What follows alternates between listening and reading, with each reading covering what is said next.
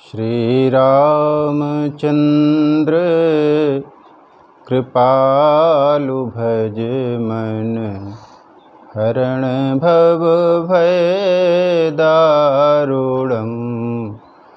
नव कंज लोचन कंज मुख कर, कंज पद कंजारुणम्। श्री राम श्री राम।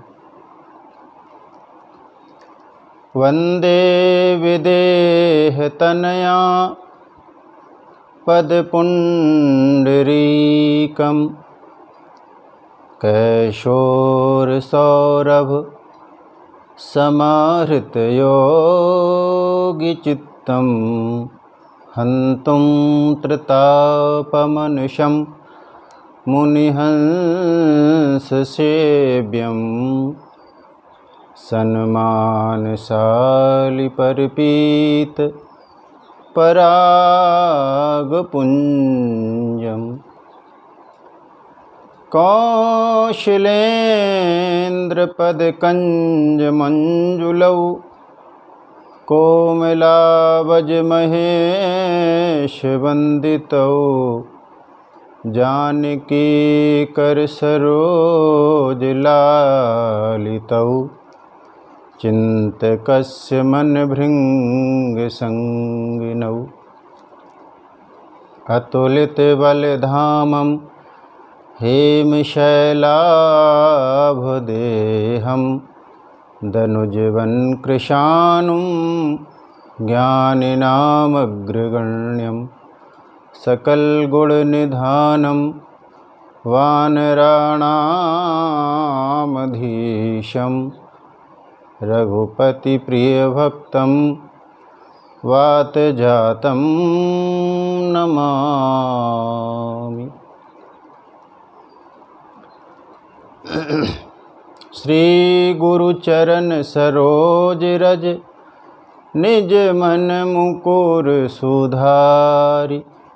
वरनौ रघुवर विमल जस, जो दायक फल चार। तुलसीदास जी के पद कमल, बारंबार मनाए।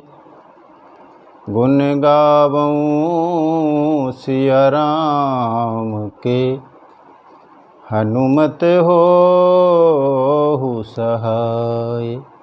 बोलिए श्री सीताराम जी महाराज की जय। है ये कथा राम की, जीव के वे पर काम की। है ये कथा राम की, जीव के बड़े काम की। है ये कथा राम की, जीव के बड़े काम की। लोक और परलोक सुधारे, शोक दूर विश्राम की। है कथा राम की, जीव के बड़े काम की। है ये कथा राम की, जीव के बड़े काम की। रे मन आखिर पछताएगा, दर दर की ठोकर खाएगा। रे मन आखिर पछताएगा, दर दर की ठोकर खाएगा। कौन तुम्हें ये समझाएगा, दुनिया है सब दाम की। है कथा राम की, जीव के बड़े काम की। है ये कथा राम की, जीव के बड़े काम की। बोलिए सीताराम जी महाराज की जय। हनुमान जी महाराज की जय। गोस्वामी तुलसीदास जी महाराज की जय। अखिल ब्रह्मांड नायक भगवान श्री राघवेंद्र वात्सल माँ जानकी की कृपा से ये हमारा परम सौभाग्य है कि हम भगवान के चरणों में बैठकर श्री राम कथा का गान कर रहे हैं। विज्ञान के माध्यम से देश विदेश में पहुंचने वाली ये श्री राम कथा और सुनने वाले सभी श्रोता भाई बहनों का मैं हृदय से स्वागत करता हूं।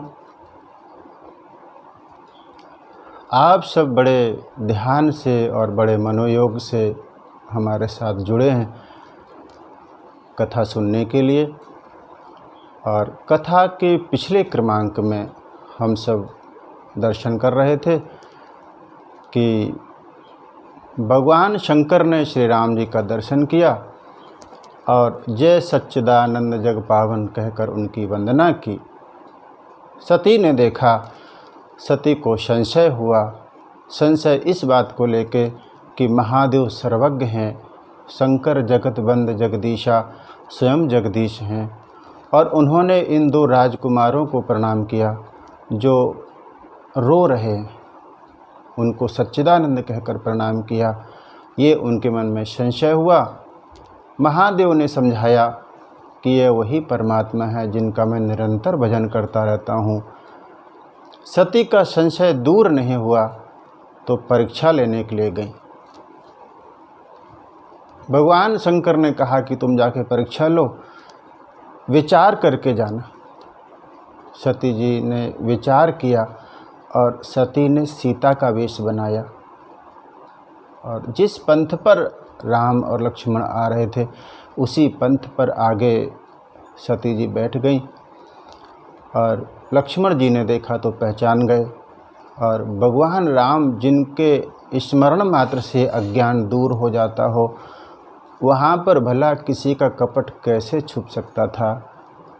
भगवान राम ने दोनों हाथ जोड़कर प्रणाम किया और कहा कि मैं महाराज दशरथ का पुत्र राम आपके चरणों में प्रणाम करता हूँ। भाव ये कि भगवान राम ने विचार किया कि यदि ये असली सीता होती तो ये मुझे प्रणाम करती। अगर कोई नकली सीता बन के बैठा हुआ है तो फिर मैं ही प्रणाम कर लेता हूँ। कोई झूठा व्यक्ति अगर है तो बेहतर यही है उससे हम उलझें, बेहतर यही है कि हम उसको प्रणाम कर लें, हम खुद ही हाथ जोड़ लें। भगवान ने प्रणाम किया और जो अगली बात कही सुनते ही सती जी के पैरों तले ज़मीन खिसक गई। भगवान ने कहा कि आप इधर अकेली कहाँ घूम रही हैं। कहेऊ बहोरी कहाँ वृष के तू, आप कहाँ और महादेव कहाँ।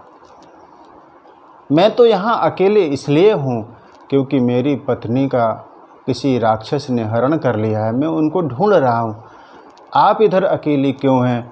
भगवान का छोटा सा व्यंग भी था, विनोद भी था कि कहीं महादेव को तो कोई उठा के नहीं ले गया, आप भी तो कहीं उन्हीं को नहीं ढूंढ रही हैं। आप अकेली क्यों घूम रही हैं। और जो शब्द दिया, विपिन अकेली फिरहू के ही है तो, आप अकेले कहाँ फिर रही हैं, कहाँ भटक रही हैं। शब्दों से भी व्यक्ति की महिमा गिर जाती है। आप एक दर्शन करें, जब भगवान परशुराम पधारे और भगवान राम से उन्होंने वाद विवाद किया और राम जी तो मन मुस्कान राम सिर नाए। भगवान ने तो अपना सर झुका दिया, कहा कि भगवान आप ही बड़े हैं, मेरा तो नाम ही छोटा है, आपका तो नाम भी बड़ा है। परशुराम 5 अक्षर का नाम है। 100 प्रकार हम तुम सन हारे, मैं सब प्रकार से तुमसे हारा हुआ हूँ। लेकिन परशुराम जी फिर भी उनकी त्योरियाँ चढ़ी हुई हैं, फिर भी गुस्से पे गुस्से हुए जा रहे हैं। और तब गोस्वामी जी ने कहा कि परशुराम जी भगवान राम को कुछ भी बोल रहे हैं, ये बोल नहीं रहे हैं बल्कि भृगुपति बक ही कुठार उठाएं। परशुराम जी कुठार उठाकर बक रहे। तो इस तरह शब्दों से भी महिमा व्यक्ति की गिर जाती है। और यहाँ पर भगवान ने कहा कि आप अकेली कहाँ घूम रही हैं। और महादेवी ने सुना तो विचार किया कि मैं तो परीक्षा लेने के लिए आई थी, यहाँ तो परीक्षा लेने का अवसर ही नहीं मिल पाया। और फिर उन्होंने सोचा कि अब मुझे महादेव के पास चलना चाहिए। और तब भगवान राम ने ये विचार किया। भगवान राम ने सोचा कि हे सती, तुम जिस उद्देश्य से आई थी, कम से कम वो उद्देश्य तो पूरा होना चाहिए। तुम्हारे सामने मैं तुम्हें जान गया, लेकिन तुम्हारे सामने ये बात प्रकट भी तो होनी चाहिए कि मैं कौन हूँ। तुम मुझे जानने आई थी, तो इसलिए मैं तुम्हें कुछ जनाकर भेजूं। और तब भगवान ने देखा कि सती जी को दुख है इस बात का कि मैंने शिव की बात नहीं मानी, अपना अज्ञान राम पर रखा, अब मैं उन्हें उत्तर क्या दूंगी। और जब जाने लगी तब गोस्वामी जी कहते हैं कि सती जी ने देखा कि आगे तो राम हैं, सीता हैं, लक्ष्मण हैं, सभी हैं। सती दीख कौतुक मग जाता, आगे राम सहित श्री भ्राता। आगे राम जी, लक्ष्मण जी, सीता जी सभी हैं। और फिर भगवान ने अपने प्रभाव को बढ़ाया, तो जहाँ चित वहीं तहाँ प्रभु आसीना। जहाँ भी देखती हैं वहीं पर भगवान आसीन हैं।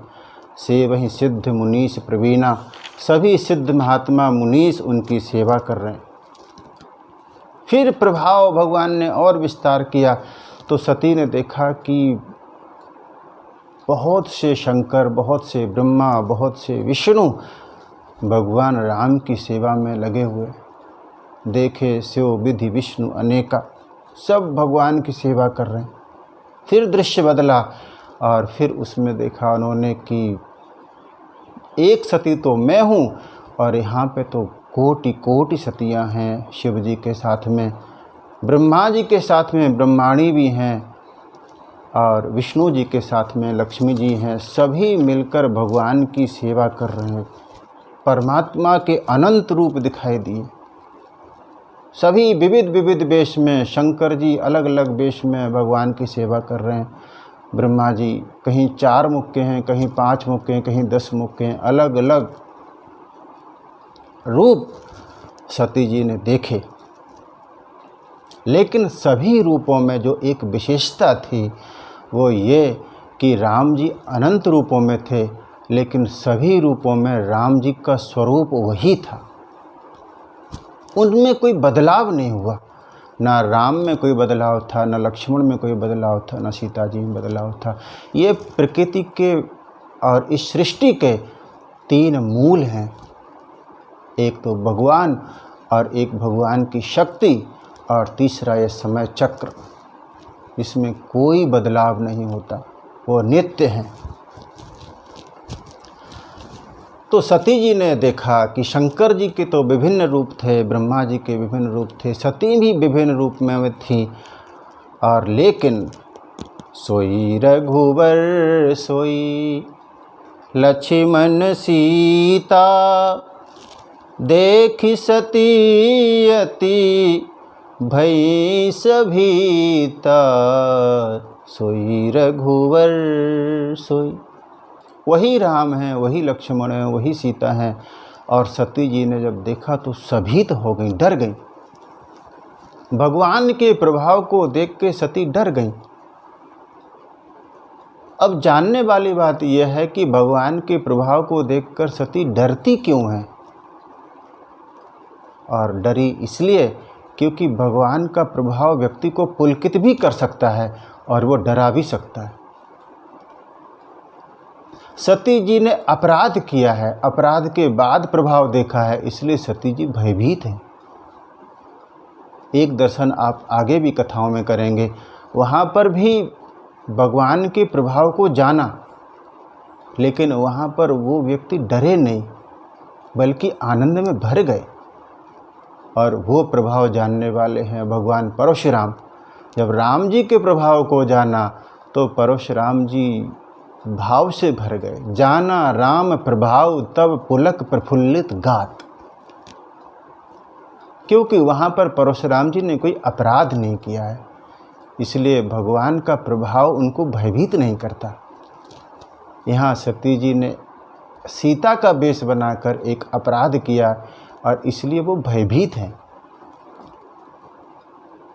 आप एक दर्शन करें श्रीमद् भगवद गीता में, जहाँ पर अर्जुन भी भयभीत होता है। यद्यपि उसने कोई अपराध नहीं किया, लेकिन भगवान का वहाँ पर जो विराट स्वरूप है वो इतना विकराल है कि अर्जुन देखकर कांप गया। भगवान की बड़ी बड़ी दाढ़ें और उनमें सभी महारथी घुसते चले जा रहे हैं। भगवान अपनी विकराल दाढ़ों से सबको चबा रहे हैं, सबकी मौत हो रही है। वहाँ पर भगवान व्यास ने लिखा, अर्जुन ने देखा, दंष्ट्रा करालानि चते मुखानि दृष्टैव कालानलसन्नभानि दिशो न जाने न लभे च शर्म प्रसीद देवेश जगन्निवास। अर्जुन कहता है, हे जगन्निवास, आप मुझ पर प्रसन्न होइए, क्योंकि मैं आपके इस विकराल स्वरूप को देख नहीं पा रहा हूँ। यहाँ पर भगवान ने सौम्य दर्शन दिया, लेकिन सती अपराध कर चुकी हैं, इसलिए भयभीत हैं। और तब उन्होंने सोचा कि इस भय से कैसे बचा जाए, तो उन्होंने अपनी आंखें बंद कर ली। और कभी कभी ऐसा होता है कि व्यक्ति के सामने जब सत्य आता है तो सत्य से बचने की कोशिश करता है और व्यक्ति आंख मूंद लेता है, लेकिन आंख मूंद लेने भर से सत्य छिप नहीं जाता।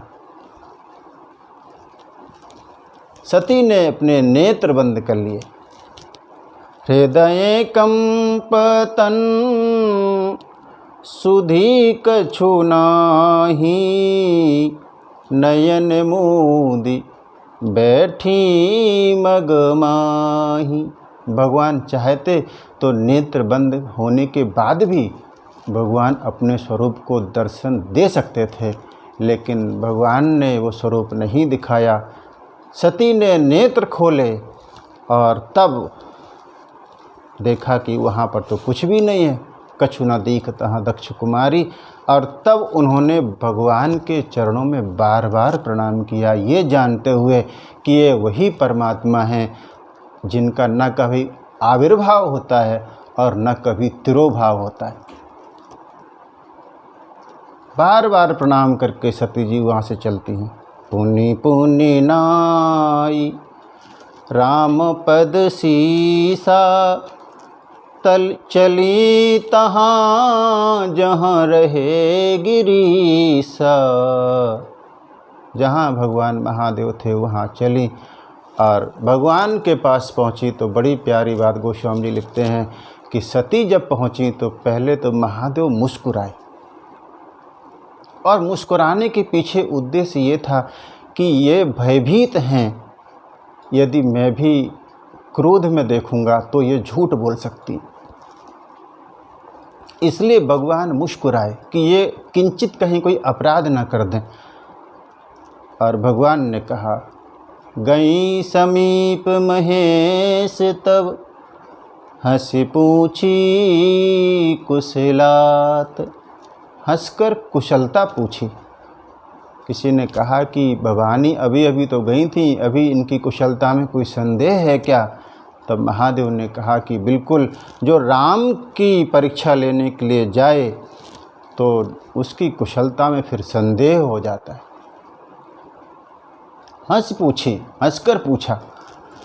और साहब, आजकल तो हंसी बिल्कुल मानो गायब ही हो गई है। जरा सा मनमुटाव हो जाए तो फिर बोल चाल बंद हो जाता है, हम हंस भी नहीं पाते। और आप देखें कि एक मनुष्य ही है जो केवल हंस सकता है, और किसी योनि में कोई अन्य जीव हंस नहीं सकता। उसको यदि पीड़ा होती है तो दुख तो प्रकट कर सकता है, लेकिन हंस नहीं सकता। भगवान ने हंसकर पूछा कि आप अपनी कुशलता कहिए, और कहा कि आप सच सच बताना, लीन परीक्षा कवन विधि, कहो सत्य सब बात। किस तरह से तुमने परीक्षा ली वो मुझे बिल्कुल सच सच बताना।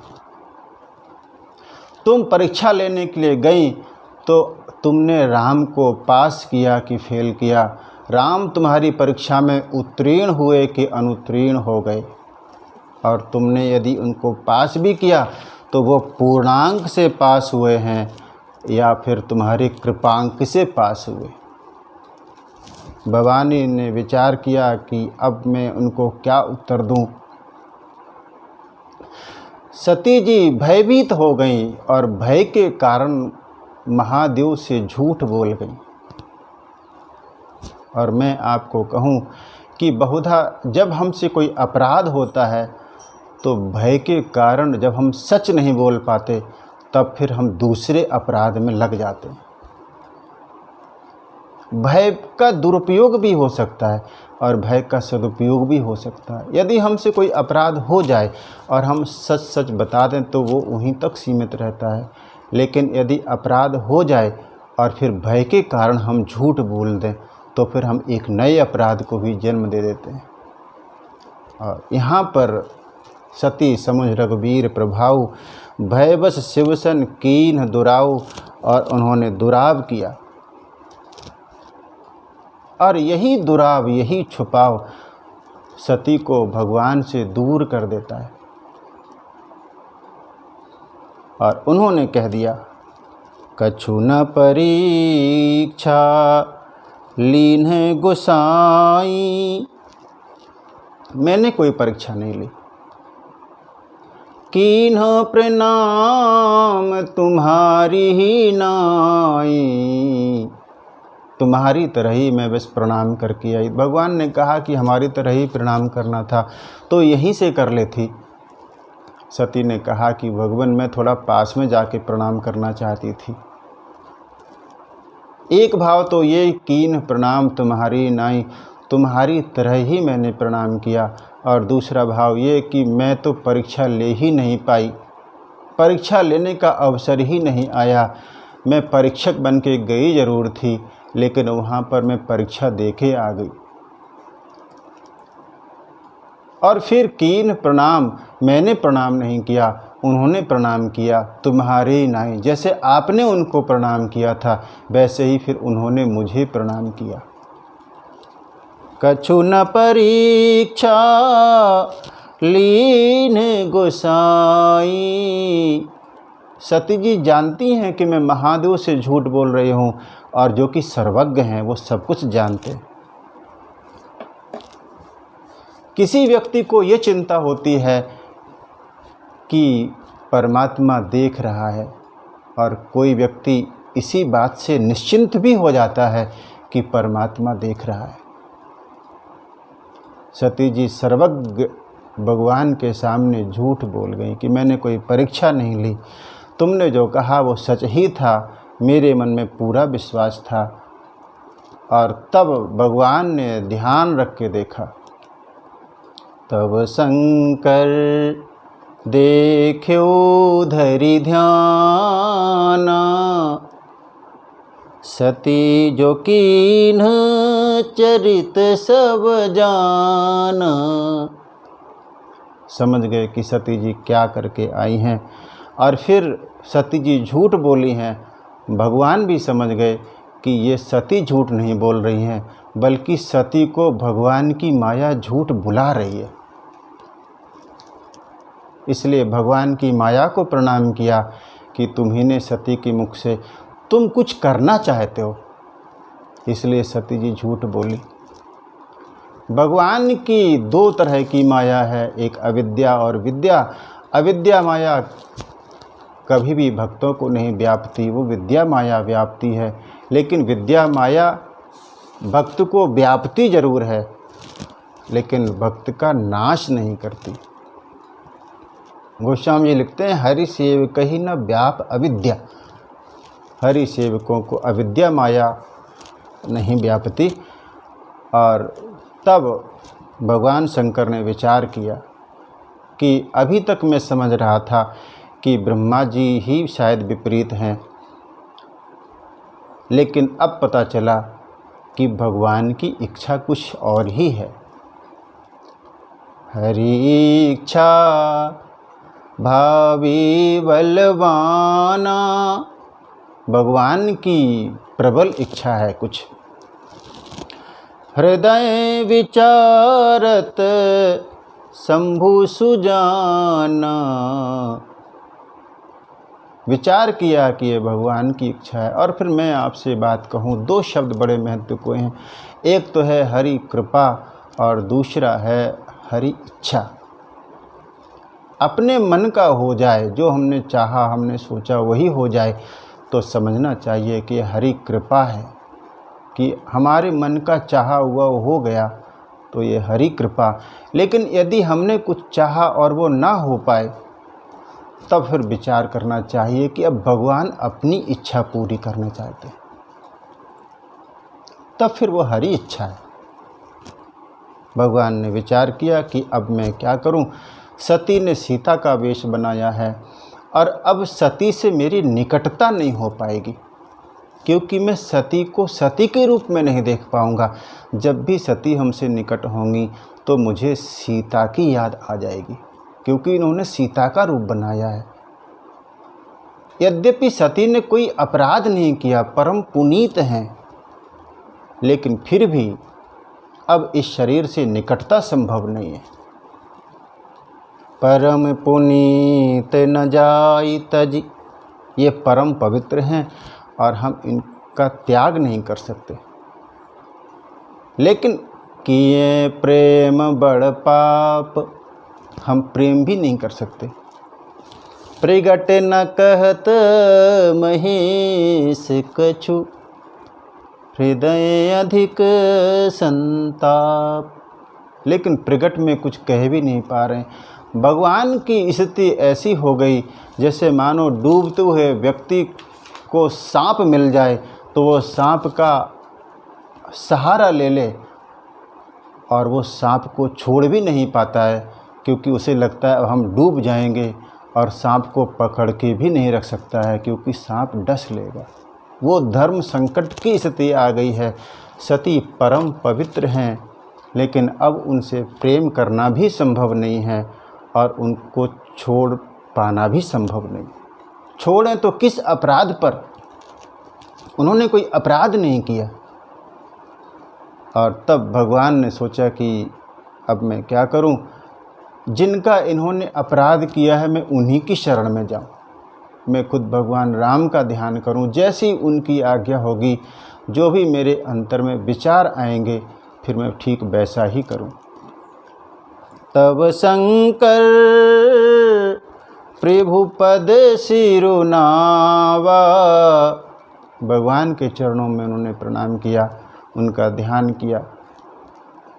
और हम प्रसंग में आगे बढ़ें, थोड़ा सा भगवान के नाम का स्मरण भी हम भी कर लें। भगवान शंकर राम जी का ध्यान कर रहे हैं, हम भी अपने मन को समझाएं कि भगवान के नाम का आश्रय लेते रहें। मन सीताराम सीताराम रट रे, तेरे संकट जाएं कट रे। मन सीताराम सीताराम रट रे, तेरे संकट जाएं कट रे। मन राधे श्याम रट रे, तेरे संकट जाएं कट रे। हिरणाकुश जुलम ढहाया, प्रहलाद को बहुत सताया। आए नरसिंह खंभ गया फट रे, तेरे संकट जाएं कट रे। मन सीताराम सीताराम रट रे, तेरे संकट जाएं कट रे। मन सीताराम। स्मरण किया भगवान का, तब शंकर प्रभु पद सिरनावा। सुमिरत राम हृदय अस आवा, एक प्रेरणा आई। और फिर भगवान शिव ने विचार किया, यही तन सती भेंट मोहि नाही। अब इस शरीर से सती के साथ भेंट नहीं होगी। शिव संकल्प कीन्ह मन माही, शिव संकल्प कीन्ह मन माही। अब इस शरीर से सती के साथ कोई भेंट नहीं होगी, लेकिन मन ही मन में संकल्प किया महादेव ने। क्योंकि भगवान शंकर ने सती का त्याग कर तो दिया, लेकिन कहा नहीं, क्योंकि भगवान शंकर सद्गुरु हैं और सद्गुरु में दर्शन होता है, प्रदर्शन नहीं होता। भगवान महादेव ने इसलिए नहीं कहा क्योंकि उन्होंने सती का त्याग आचरण में कर दिया, उच्चारण में नहीं किया, बोल के नहीं किया। और जैसे ही भगवान चले अपने कैलाश पर्वत के शिखर की ओर, और तभी आकाशवाणी हुई और कहा कि हे महादेव, आपकी जय हो, आपकी जय हो। और उस आकाशवाणी ने क्या कहा, असपन तुम बिनु करई को आना, राम भगत समरथ भगवाना। हे महादेव, ऐसा प्रण जो आपने किया है वो कोई नहीं कर सकता। आप राम भक्त हैं इसलिए कर पाए, आप समर्थ हैं और आप स्वयं भगवान हैं इसलिए ऐसा प्रण कर पाए। ये हर किसी के बस की बात नहीं। अब आप विचार करें कि यहाँ पर भगवान महादेव ने तो कुछ नहीं कहा, तो यहाँ पर आकाशवाणी होने का भी कोई अर्थ नहीं बनता। और आकाशवाणी भगवान की ही वाणी होती है, तो मानो भगवान चाहते हैं कि जो शिव ने प्रण किया है वो सती को भी पता चले। शिव जी छुपाना चाहते हैं, लेकिन राम जी चाहते हैं कि शिव का प्रण सती को पता चले। लेकिन आकाशवाणी केवल इतनी हुई कि आपने बहुत अच्छा प्रण किया। उस आकाशवाणी में भगवान ने ये नहीं कहा कि आपने सती का त्याग कर दिया। यदि ऐसी आकाशवाणी होती तो सती फिर अंतर्द्वंद में जूझ जाती। फिर वो सोचती कि मैंने कौन सा अपराध किया कि शिव ने हमारा त्याग कर दिया। फिर सती के मन में शिव जी के प्रति द्वेष बुद्धि आ सकती थी। लेकिन जब उन्हें पता चला कि भगवान ने कोई प्रण किया, तो सती ने बड़ी विनम्रता से कहा कि मैं महादेव से कहा कि भगवान, यदि आप ठीक समझें तो मुझे बताएं कि आपने कौन सा प्रण किया है। कीन्ह कवन पन, कौन सा प्रण आपने किया। कहु कृपाला, हे कृपालु आप बताइए आपने कौन सा प्रण किया। शब्द बड़े अच्छे चुने उन्होंने। कहा कि आप कृपालु हैं, आप ज़रूर हमारे पर कृपा करेंगे। फिर सती जी ने सोचा कहीं ऐसा ना हो कि मैं जब अभी आई तो महादेव से मैंने तो झूठ बोल दिया था, कहीं ऐसा ना हो कि भगवान भी हमसे उसी बात का उत्तर उसी लहजे में दे दें, झूठ ना कहीं बोल दें। इसलिए कहा कि भगवान आप तो कभी झूठ बोलते ही नहीं हैं, आप सत्य धाम हैं।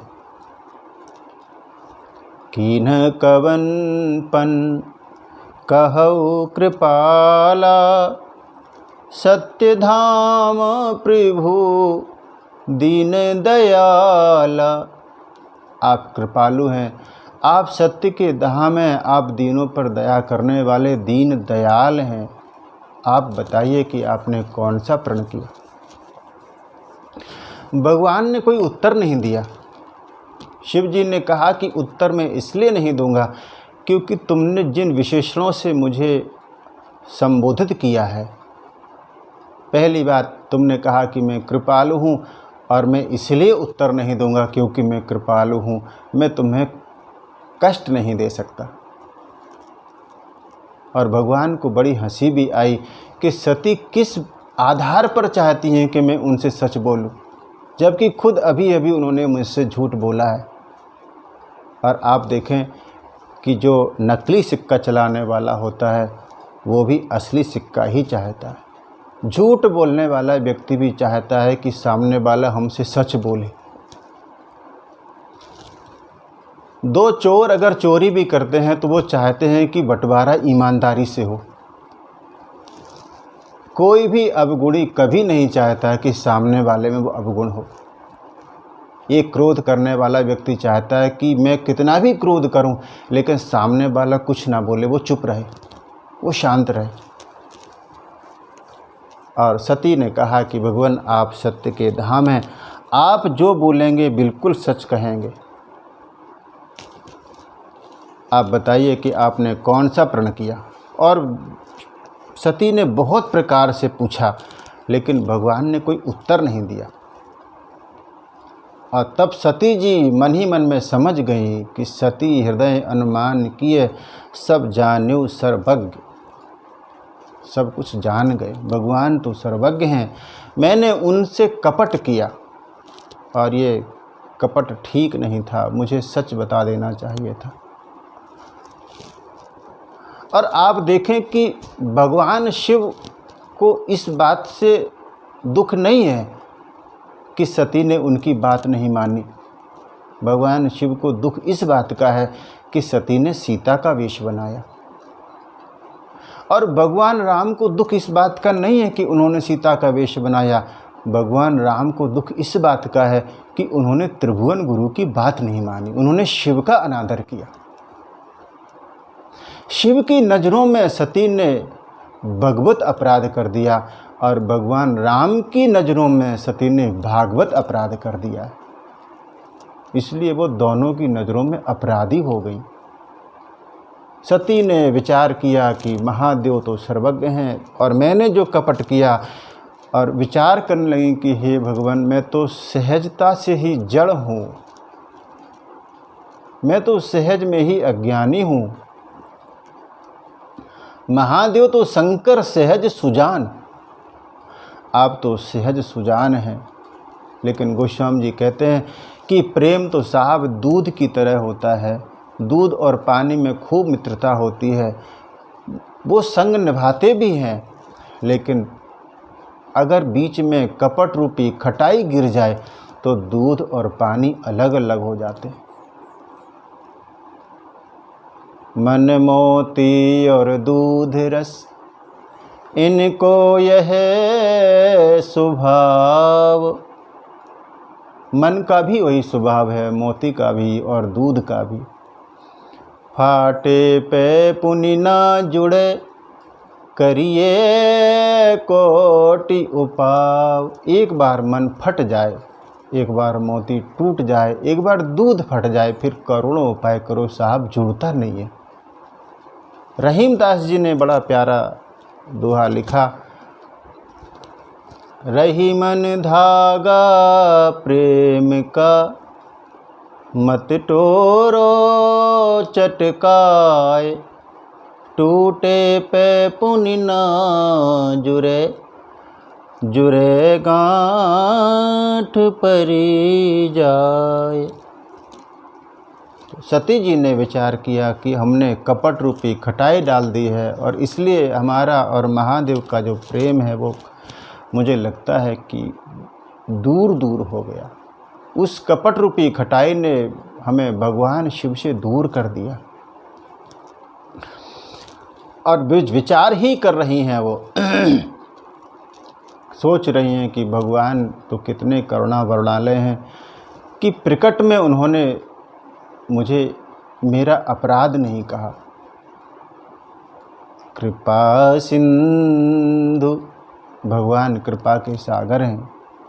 कृपा सिंधु शिव परम अगाधा, प्रगट न कहेऊ मोर अपराधा। मेरा प्रकट में उन्होंने अपराध नहीं कहा। चिंता में सती जी जली जा रही हैं और चिंता साहब अच्छे अच्छे व्यक्ति को जलाकर भस्म कर देती है। चिंतन होना चाहिए, चिंता ठीक नहीं है। चिंतन तो परमात्मा का होता है और चिंता संसार की। गिरधर कविराय हुए, उन्होंने लिखा, बड़ा प्यारा कवित्व लिखा। उन्होंने लिखा, चिंता ज्वाल शरीर वन। चिंता एक अग्नि है और शरीर वन की तरह है। चिंता ज्वाल शरीर वन, दावा लग लग जाए, प्रगट धुआं नहीं देखिए, उर अंतर धुंधुआए। बाहर अग्नि दिखाई नहीं पड़ती, लेकिन व्यक्ति का अंतर जलता रहता है। उर अंतर धुंधुआए, जरे ज्यों कांच की भट्टी, रक्त मांस जर जाए, रहे पांजर की ठट्टी। कह गिरधर कविराय, सुनो हे मेरे मिंता, वे नर कैसे जिए जिन्हें नित व्यापे चिंता। सती जी को चिंता हो गई है कि भगवान तो परम अगाध हैं, प्रकट में उन्होंने मेरा कोई अपराध बताया नहीं।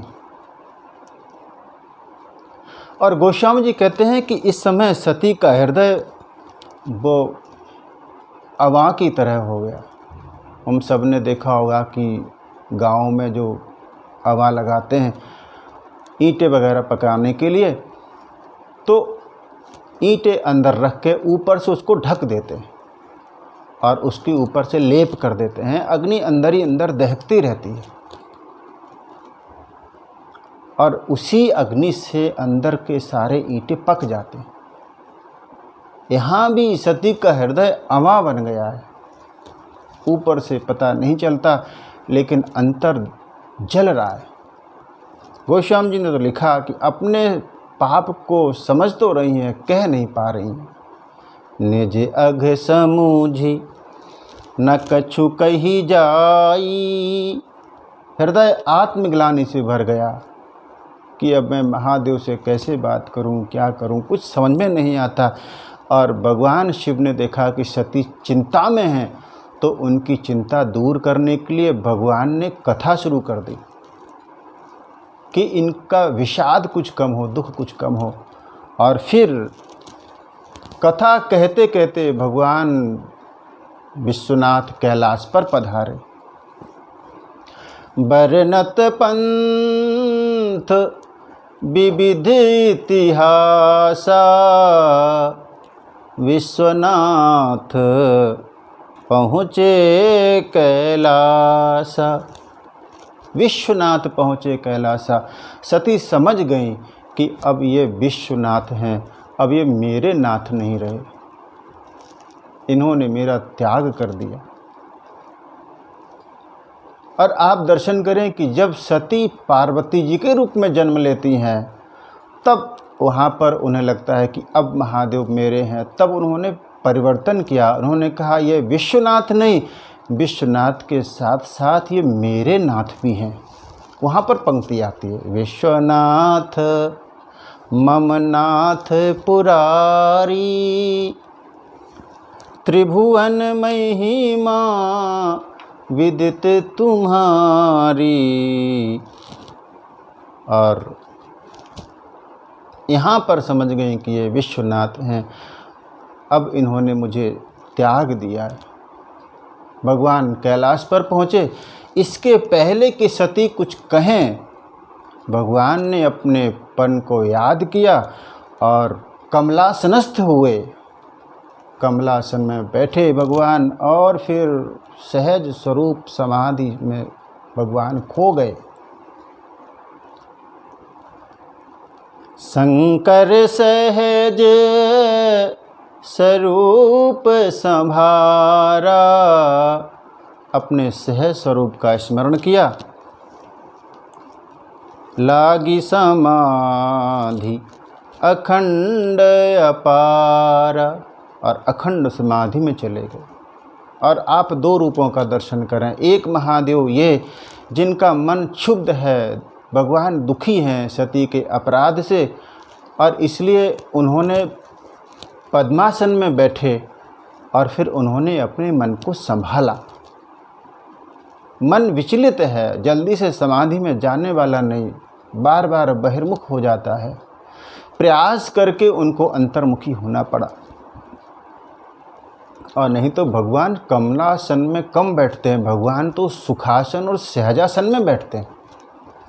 आगे आप दर्शन करेंगे, जब पार्वती जी का प्रसंग आएगा तब भी भगवान वहाँ बैठते, लेकिन वहाँ बैठने में एक अंतर है।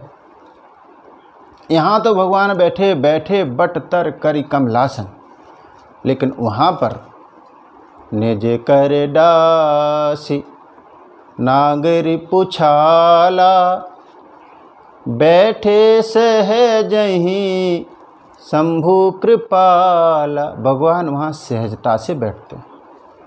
यहाँ पर उन्होंने पद्मासन लगाया, अपने सहज स्वरूप का स्मरण किया और भगवान अखंड समाधि में चले गए। सती कैलाश पर हैं, मन में सोच है और उनके मर्म को कोई जानता नहीं।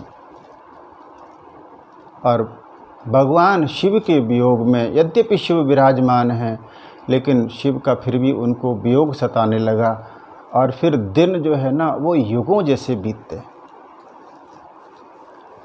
और भगवान बैठे हैं ध्यान में और हम भगवान के ध्यान में जाएं।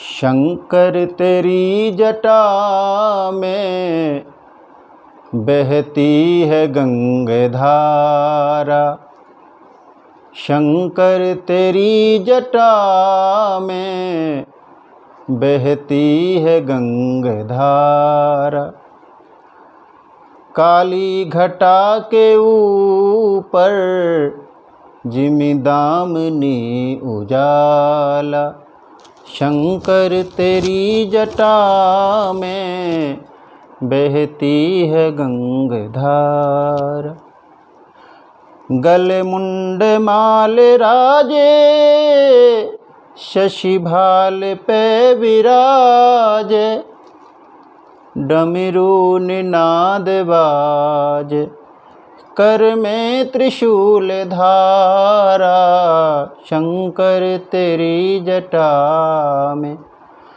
बहती है गंगा धारा, शंकर तेरी जटा में बहती है गंगा धारा, काली घटा के ऊपर जिमि दामनी उजाला, शंकर तेरी जटा में। सती जी शिव के वियोग में है, नित्य नया दुख होता है उन्हें, और वो दुख के सागर में डूबती चली जा रही हैं। बार बार विचार करती हैं कि ठीक ही किया विधाता ने, मैंने भगवान राम का अपराध किया, फिर मैं शिव से आके झूठ बोल गई, और विधाता ने उचित ही किया, यही होना चाहिए था मेरे साथ में, और हृदय ग्लानि से भर गया। अब विचार ये कर रही हैं कि मैं महादेव के बिना मैं जी नहीं पाऊंगी। दो ही चीज़ हैं, या तो अब प्रण छूटे और या फिर मेरे प्राण छूटे। लेकिन वो जानती हैं कि भगवान शिव का प्रण नहीं छूटने वाला है, तो अब उन्होंने विचार किया कि अब मुझे अपने प्राण ही छोड़ने पड़ेंगे। लेकिन प्राण छोड़ना इतना साहब आसान नहीं है। उन्होंने विचार किया कि अपराध के मूल में, जहाँ से मेरा अपराध शुरू हुआ है, मैं उन्हीं की शरण में जाऊं जिनका मैंने अपराध किया। और इसलिए उन्होंने कहा कि अब मैं पति की शरण में नहीं, बल्कि मैं जगतपति की शरण में जाऊं, मेरे पति के भी जो पति हैं मैं उनकी शरण में जाऊं तो समाधान मिलेगा। और गोस्वामी जी बड़ी प्यारी बात कहते हैं कि जैसे ही उनके मन में ये विचार आया कि मैं राम की शरण में जाऊं, तो गोस्वामी जी कहते हैं कि सती ने अब ये सयानेपन का काम किया। कहीं न जाई कछु हृदय गलानी, मन महु राम ही सुमिरी सयानी। जैसे ही राम का स्मरण किया उनका विशेषण बदल गया, वो सयानी है। उन्होंने ये काम ठीक किया और भगवान से प्रार्थना की कि हे भगवान, यदि आप दीन दयाल हैं, आप भक्तों का दुख दूर करते हैं, तो मेरी भी एक प्रार्थना है। भगवान ने पूछा कि आपकी क्या प्रार्थना है? उन्होंने कहा कि मेरी प्रार्थना ये कि अब मैं इस शरीर को रखना नहीं चाहती, ये शरीर किसी तरह से छूट जाए। तो भगवान ने कहा कि शरीर तो चलो जो छूटेगा ही, लेकिन अगले जन्म में तुम क्या चाहोगी? तो उन्होंने कहा कि मैं अगले जन्म में भी मैं शिव के चरणों में स्नेह चाहती हूँ।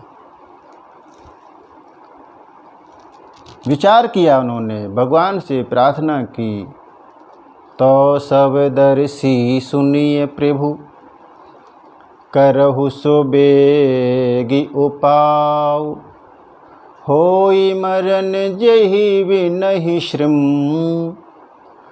दुसह विपत्ति विहाय। किसी तरह से मेरा मरण हो जाए।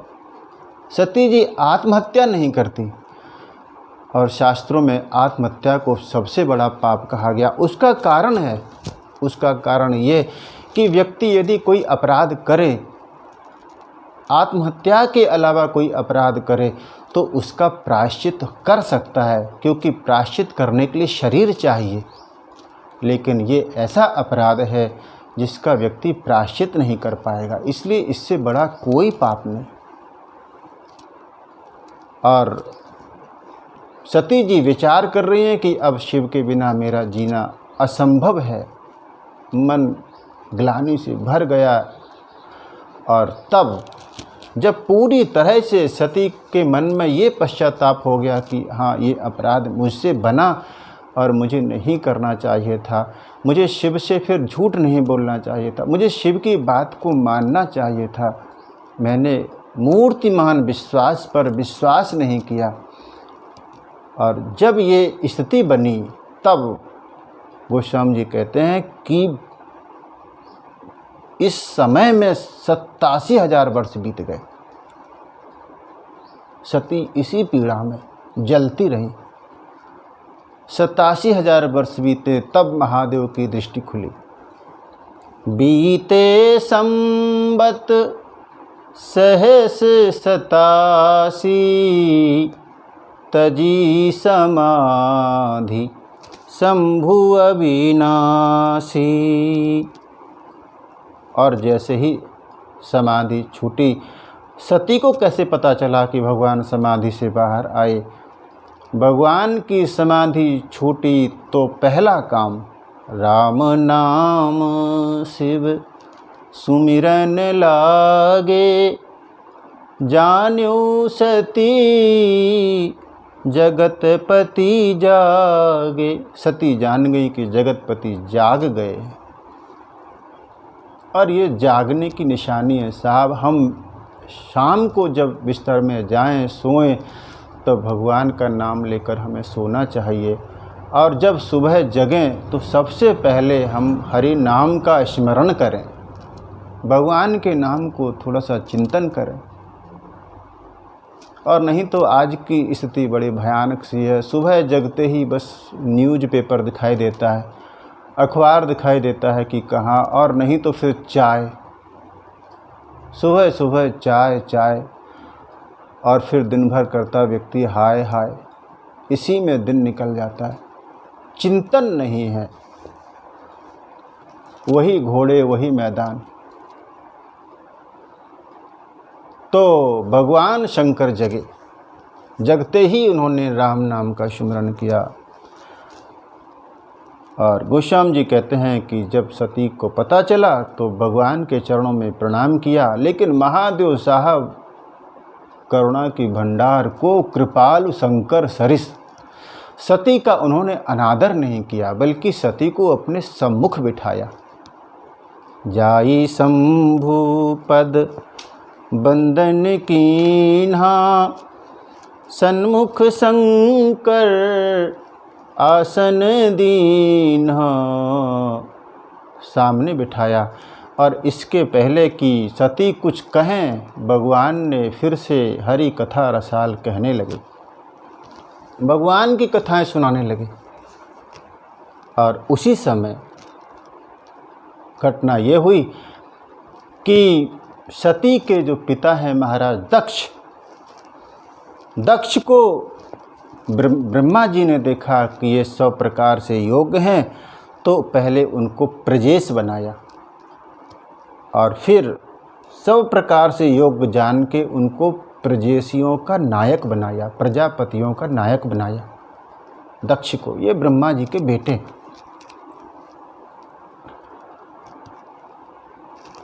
और जब दक्ष को ये अधिकार मिल गया, जब वो प्रजापति के नायक बन गए, और तब वो दक्ष अहंकार से भर गया। और गोस्वामी जी ने एक डिमडिम घोष किया। उन्होंने कहा कि संसार में ऐसा कौन व्यक्ति पैदा हुआ होगा जिसको अधिकार मिल जाए और अहंकार ना आए, ये संभव ही नहीं है। बड़े अधिकार दक्ष जब पावा, अति अभिमान हृदय तब आवा। हृदय भर गया। और गोस्वामी जी कहते हैं, नहीं को अस जन्मा जग माही, प्रभुता पाई जाहि मद नाही। संसार में ऐसा कौन व्यक्ति है जो प्रभुता पाकर मदमस्त न हो गया हो।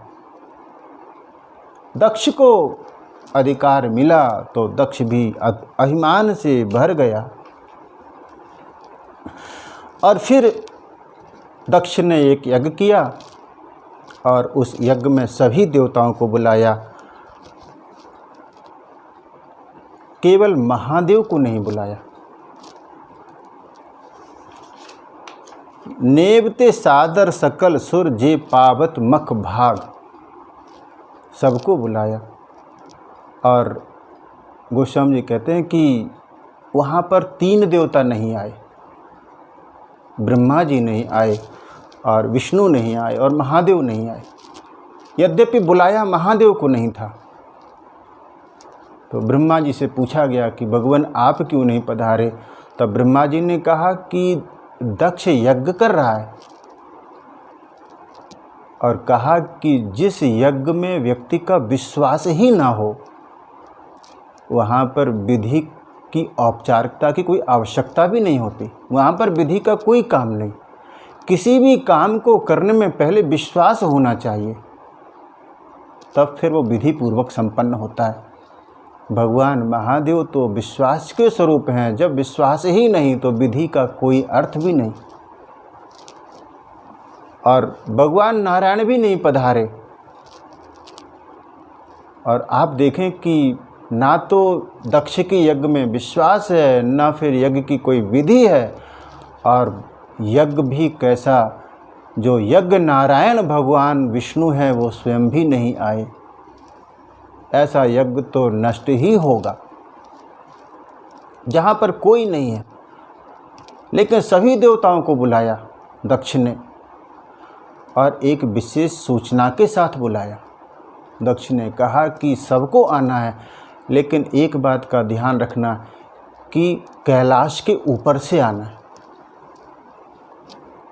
और दूसरी बात, कैलाश के ऊपर से आना है सो ठीक है, अपनी पत्नियों को, देवियों को लेके आना है और ढोल नगाड़े बजाते हुए आना है, गाते हुए आना, ताकि शिव को और सती को पता चले कि हमारे यहाँ कोई आयोजन हो रहा है। गोस्वामी जी ने पंक्तियों में लिखा, विष्णु विरंचि महेश विहाई, चले सकल सुर जान बनाई, सुर सुंदरी करही कल गाना, सुनत श्रवण छूटहि मुनि ध्याना। सभी देवताओं की सुंदरियाँ स्त्री हैं, वो मधुर गान गा रही हैं, उस गान को सुनकर मुनियों का भी ध्यान छूट जाए। और सती जी ने जब देखा आकाश मार्ग में कि यहाँ से देवताओं के विमान जा रहे हैं, सब सजे धजे चले जा रहे हैं, सती को कुछ पता नहीं, तो भगवान शंकर से पूछा कि भगवान ये सब कहाँ जा रहे हैं? तो महादेव ने कहा कि तुम्हारे पिता के यहाँ एक यज्ञ हो रहा है कनखल हरिद्वार में, और वहाँ पर उन्होंने सभी को बुलाया। तो तब उन्होंने कहा कि भगवान यदि आपकी आज्ञा हो तो हम भी चलें। महादेव ने कहा कि हम ज़रूर चलते, लेकिन हमारे पास कोई निमंत्रण नहीं है। तब सती ने कहा कि यदि आपकी आज्ञा हो तो मैं पिता के यहाँ जाना चाहती हूँ। सती का हठ इसलिए भी है क्योंकि सती शिव के वियोग में जी नहीं पा रही। भगवान से प्रार्थना की, पिता भवन उत्सव परम जो प्रभु आयसु होई, तो मैं जाऊँ कृपायतन सादर देखन सोई। कहा, हे भगवान आपकी आज्ञा हो तो मैं देखने के लिए जाऊं यज्ञ में, और कथा के क्रमांक में हम दर्शन करेंगे। इसके बाद सती अपने पिता के यहाँ यज्ञ में पधारती हैं और फिर वहाँ पर योगाग्नि में अपने शरीर को छोड़ देती हैं। और उसके बाद में हिमांचल के यहाँ श्रद्धा के रूप में पार्वती जी का जन्म होता है। अगले क्रमांक में हम कथा को दर्शन करेंगे और आज की कथा मैं यहीं पर विराम दूं। उसके पूर्व 2 मिनट के लिए हम हरि नाम का सुमिरन करें। जय सिया राम, जय जय सिया राम, जय सिया राम, जय जय सिया राम, सीताराम जय सीताराम, सीताराम जय सीताराम, जय सिया राम, जय जय सिया राम, सीताराम जय सीताराम, जय सिया राम, जय जय सिया राम, सीताराम जय सीताराम। बोलिए श्री सीताराम जी महाराज की जय।